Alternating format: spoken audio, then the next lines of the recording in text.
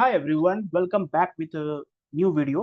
तो आज का जो टॉपिक उस पे हम लोग बात करेंगे डेडली वायनाड लैंडस्लाइड्स के बारे में। ठीक है, जैसा कि आपको पता है कि रिसेंटली इन केरला में okay 122 people were died because of this landslide disaster. और ये मैसिव लैंडस्लाइड डिजास्टर हुआ जहां पर बहुत सारे लोग अभी भी मिसिंग हैं।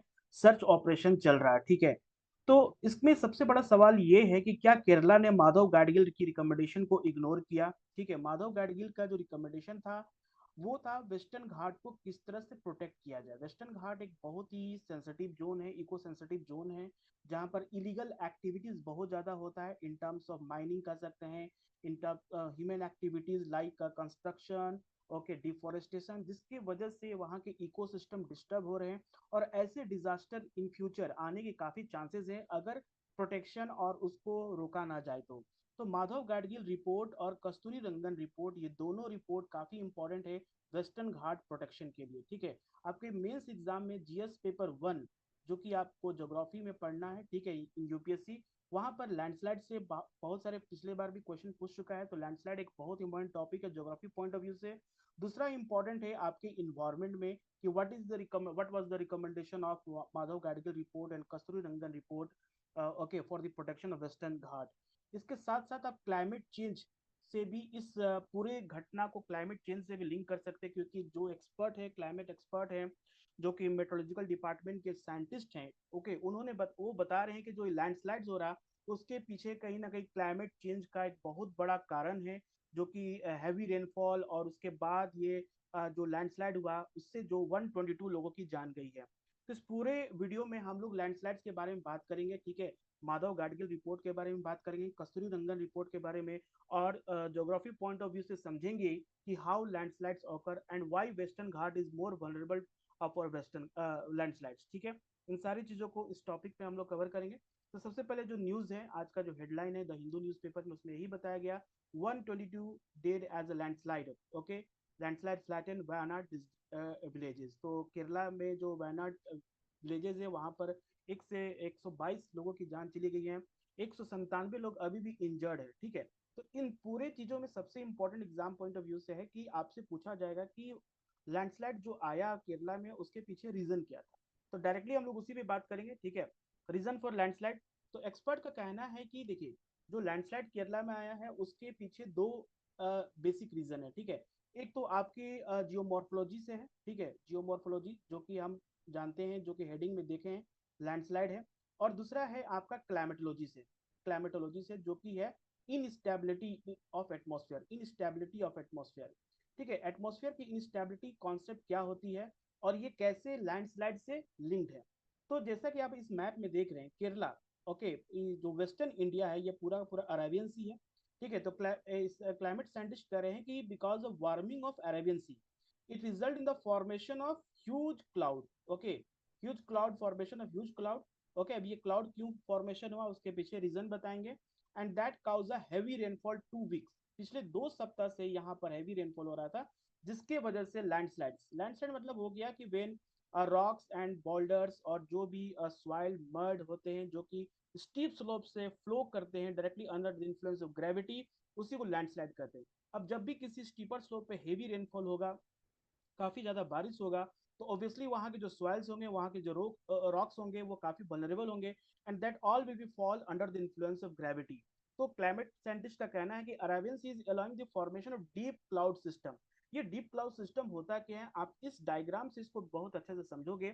जैसे कि ये थंडर स्टॉर्म का डायग्राम है। ठीक है, थंडर स्टॉर्म एक ऐसा फिनोमेना होता है जो जिसको कि लोकल कंडीशन पे बनता है। ठीक है, लोकल कंडीशन मतलब कि local warm condition, sunny days warm condition होता है, जिससे कि लो प्रेशर बनता है, और लो प्रेशर में सप्लाई मॉइस्चर, ओके, मॉइस्चर जो है, मतलब कह सकते हैं कि मॉइस्चर लेडन एयर, जो एयर में मॉइस्चर होता है, that continuously to rise because of warm surface, sea surface. ठीक है, और ये जब राइज करेगा तो क्या होगा, इसका में ज्यादा से ज्यादा सप्लाई होगा मॉइस्चर का, and this will be further grow, वो ज्यादा से ज्यादा बढ़ेगा। ठीक है, जैसे कि क्यूमुलस स्टेज होता है, इसमें continuous supply of warm moistures होते हैं, जो कि ये क्या होता है कि ये बढ़ता है, इसका साइज बढ़ता है। और इसका समय एक आता है जब ये क्यूमुलनिम्बस क्लाउड का फॉर्मेशन हो जाता है, दिस टाइप ऑफ क्यूमुलनिम्बस क्लाउड बन जाता है। ओके, ये पहले ये क्यूमुलस क्लाउड बनेगा because of rising of warm and moist air. Okay, वो फर्दर एक्सपैंड करेगा, फर्दर राइज करेगा, और इसका जो वॉल्यूम होगा that will further expand and it will be drag toward the mountain slope. Okay, जब ये ड्रैग टुवर्ड माउंटेन स्लोप में जैसे ड्रैग होगा तो ये फोर्सफुली अपलिफ्ट होगा, क्योंकि माउंटेन स्लोप क्या है, वेस्टर्न घाट जो है हमारा, उसका जो वेस्टर्न पार्ट है वो काफी क्या है, वॉल लाइक स्ट्रक्चर है। और जब भी इससे कोई भी विंड और मॉइस्चर रिलेटेड विंड और एयर जब टकराता है तो ये फोर्सफुली अपलिफ्ट होता है, ऊपर की तरफ जाता है, और जैसे ही ऊपर की तरफ जाता है इसका वॉल्यूम एक्सपैंड होता है, और क्या होता है कि ये एक हैवी रेनफॉल में कन्वर्ट होता है। तो क्लाइमेट साइंटिस्ट बता रहे हैं कि अरेबियन सी में भी ये सेम कंडीशन देखने को मिला है, जो कि अरेबियन सी क्या है, वो वार्म हो गया है। ओके, वार्म होने से वहां पर जो मॉइस्चर, जो सप्लाई मॉइस्चर कंटिन्यूसली इंक्रीज, और that result in the formation of okay very heavy cloud. Okay, और जिसकी वजह से क्या हो रहा है कि जो केरला का जो वेस्टर्न घाट का काफी इंपॉर्टेंट लोकेशन होता है, okay, windward side of the western Ghat, that cause a heavy rainfall. जो भी विंड यहाँ से वेस्टर्न घाट से टकराएंगे, जैसे मैंने बताया कि जब भी स्लोप ऑफ द माउंटेन से टकराते हैं तो ये क्या, तो फोर्सफुली अपलिफ्ट होते हैं, और अपलिफ्ट होने से क्या होता है कि this is called the heavy rainfall in windward side. तो यही कुछ हुआ यहाँ पर, leading to extremely heavy rainfall in Kerala in shorter period of time, और ये बहुत ही कम समय में, क्योंकि ये एक्सपेंशन जो क्लाउड का होता है वो बढ़ते जाता है, ठीक है, बढ़ते जाता है, जब तक इसको कोई ऐसा मैकेनिज्म, ऐसा कोई मतलब कह सकते हैं कि सपोर्ट ना मिले जहां ये टकराए, और टकराने के बाद जैसे ही वो अपलिफ्ट होता है तो उसका टेम्परेचर डिक्रीज करता है, और इसी को कहते हैं ज्योग्राफी में कंडेंसेशन। ओके, कंडेंसेशन होने के बाद क्या होता है, प्रेसिपिटेशन और रेनफॉल, जिसको हम लोग कहते हैं, that will be cause very heavy in a very short period of time. यही एक वन ऑफ द रीजन था आपका जो उत्तराखंड में जो डिजास्टर आया था, वहां भी एक लैंडस्लाइड था, ठीक है, वहां भी माउंटेन एरिया है पूरा। तो अब जहां जहां इंडिया में माउंटेन एरिया आप देखोगे वहां पर लैंडस्लाइड्स, और जहां वाटर बॉडी है जैसे कि अरेबियन सी, केरला, वेस्टर्न घाट, ठीक है, उधर आप देखो वेस्ट बंगाल, ओके, मेघालय का जो भी माउंटेन है, गारो खासी जैंतिया हिल्स है, वेस्ट बंगाल के नजदीक बे ऑफ बंगाल, वहां भी लैंडस्लाइड्स काफी ज्यादा होते हैं। तो उसके पीछे रीजन है supply of huge amount of water, okay, and mountain system. Okay, so extremely heavy rain triggered the series of landslide in hilly area of the Kerala. वहीं पर एस अभिलाष जो कि director of centre of atmospheric radar research at Cochin University, उन्होंने भी ये कहा है कि because of this location, okay, this Kasaragod, Kannur, Wayanad, Calicut, Malappuram district जो है, that receiving a copious rainfall due to active monsoon offshore trough. अब मानसून क्या होता है, जैसे कि आपको पता है, मानसून ऑफशोर ट्रफ मतलब हो गया इस तरह का जो लोकेशन और ट्रफ होता है जहां पर लो प्रेशर बनता है।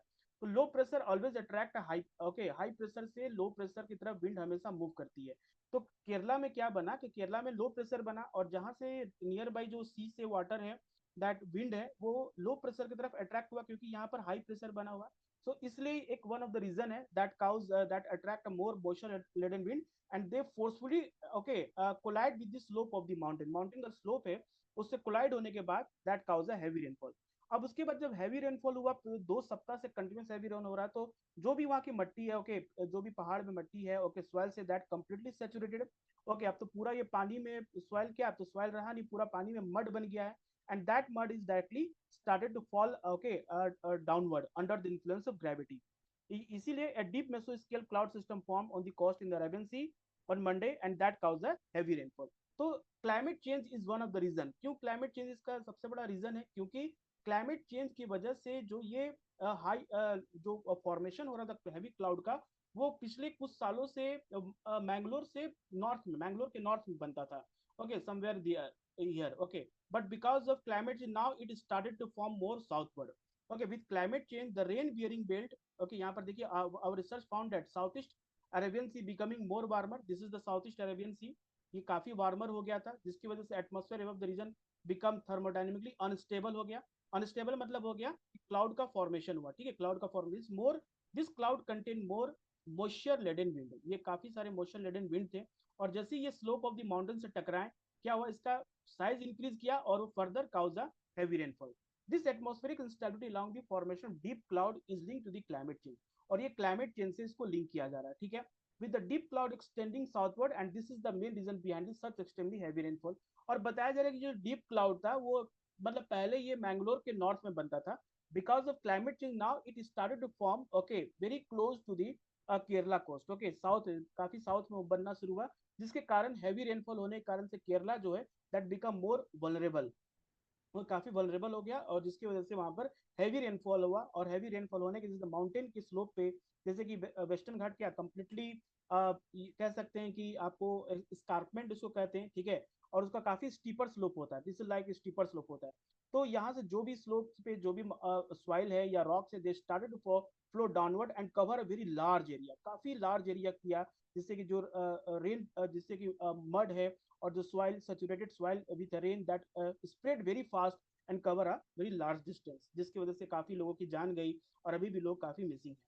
हाँ, यहाँ पर हम लोग बात करते हैं कि why western Ghat is more vulnerable to landslide. सबसे पहले यहाँ पर है what is landslide and what are the factor responsible for. अब देखते हैं लैंडस्लाइड होता क्या है। जैसे landslide is defined as movement of mass of rock, debris और अर्थ डाउन द स्लोप। किसी भी माउंटेन स्लोप से, अर्थ मतलब हो गया बिग बोल्डर, बड़ा बड़ा चट्टान हो गया, ओके, डेब्रीज हो गया, that started to fall downward. तो लैंडस्लाइड व type of mass wasting, okay, mass wasting कहते हैं, which which denote the any downslope movement of soil and rock under the direct influence of gravity। ठीक है, तो ये एक तरह का वेदरिंग से बिल्कुल डिफरेंट होता है। वेदरिंग में होता है कि there is some agents are required, like rain water, river, okay, winds, these are the glaciers, these are the agent that carry sediments, okay, weathered rocks from one place to another place। लेकिन ये क्या है, under the influence of gravity, बहुत steeper slope होता है, तो rocks are on very मतलब they are not सेविक कंसोलिडेट होते हैं, and they started to fall under the influence of gravity. थोड़ा सा भी यहाँ पर कोई एंथ्रोपोजेनिक एक्टिविटी हो, माइनिंग एक्टिविटी हो, या नेचुरली हेवी रेनफॉल हो, तो ये started falling downward under the influence of gravity. It occur mainly in mountainous terrain, okay, कहाँ पर होता है, माउंटेन्स टेराइन में, ठीक है, where the conducive soil rock geology of the slope.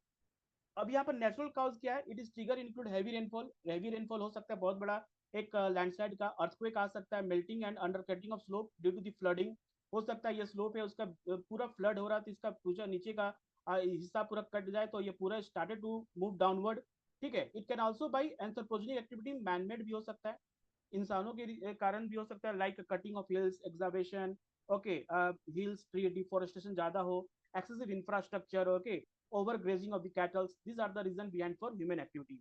In India rainfall induce landslide event more common. India में सबसे ज्यादा लैंडस्लाइड होता है, उसमें कारण क्या है, जो रेनफॉल है, नेचुरल फैक्टर है, जैसे कि हिमालय की बात करें या वेस्टर्न घाट की बात करें, दोनों जगह ये फैक्टर अब आता है, ठीक है। Now, next important thing, why Western Ghat है more Western Ghat more landslide because of topography। जैसे कि वेस्टर्न घाट का देखेंगे, it's more gentle topography with fewer steeper slope. अब देखो यहाँ पर काफी स्टीपर स्लोप्स हैं, ओके, जब भी यहाँ से कोई भी विंड, मोइस्चर लेजन विंड इससे टकराएगा, तो obviously it will cause a result in the formation of cloud, and this will be a heavy rainfall, okay, heavy rainfall होगा। Climate is one of the reason because Western Ghats receive rainfall throughout the year, but the intensity much lower than that in Himalaya। Himalaya से बहुत ही कम यहाँ पर होता है, लेकिन throughout the year ये receive rainfall. Vegetation क्या है, it's a very dense vegetation cover that stabilize the soil and reduce the risk of landslide. एक तो यहाँ पर है vegetation, one of the reason, okay, एक यहाँ पर वेजिटेशन है जो कि लैंडस्लाइड को बहुत स्टॉप करता है, because the presence of okay tree and more vegetation, it stop the movement of the rocks and debris. लेकिन because of over okay grazing and over deforestation activity से यहाँ पर मैक्सिमम प्लेसेस में क्या होता है कि डिफोरेस्टेशन हो रही है, और जितने भी स्लोप्स पे माउंट ट्रीज हैं वो सारे को क्या है, कट कर दिया, हटा दिया गया, तो जैसे कि और ये मोर वल्नरेबल हो गया है। ह्यूमन एक्टिविटी लाइक यहाँ पर सबसे ज्यादा इम्पैक्ट कर रहा है, बिकॉज ऑफ जैसे ह्यूमन एक्टिविटी, माइनिंग एक्टिविटी बहुत ज्यादा होता है, डिफोरेस्टेशन, कंस्ट्रक्शन एक्टिविटी, ओके, सब एक, this all are the reason behind for more landslide in Western Ghat ना। जैसे कि अब एक और न्यूज आया है हमारे आज के न्यूज़पेपर में कि जो माधव गाडगिल है, जो उन्होंने एक रिकमेंडेशन किया था कि वेस्टर्न घाट को किस तरह से प्रोटेक्ट किया जाए और वेस्टर्न घाट को डिजास्टर फ्री बनाया जाए।